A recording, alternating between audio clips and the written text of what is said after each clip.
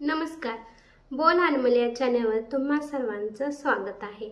एका गावात एक शेतकरी राहत होता. त्याच्याकडे भरपूर गाई म्हशी होत्या.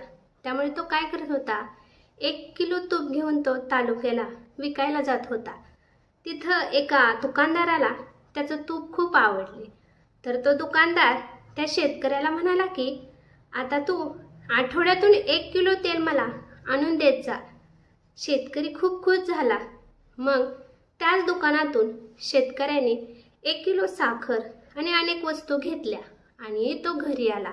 अशाच प्रकारे आता तो शेतकरी दर आठवड्याला त्या दुकानदाराला तूप देऊ लागला.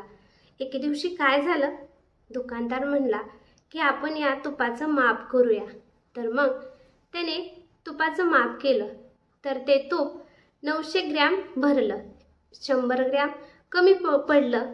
मग त्या दुकानदाराला खूप राग आला. मग पुढच्या आठवड्यात तो शेतकरी आला आणि त्याला तो दुकानदार म्हणाला, हे काय, तुम्ही मला 100 ग्रॅम कमी तूप देत आहात, हे तुम्ही चुकीचं करत आहात. त्यावर तो शेतकरी म्हणाला की माफ करा, परंतु माझ्याकडे 1 किलोचे माप नाही.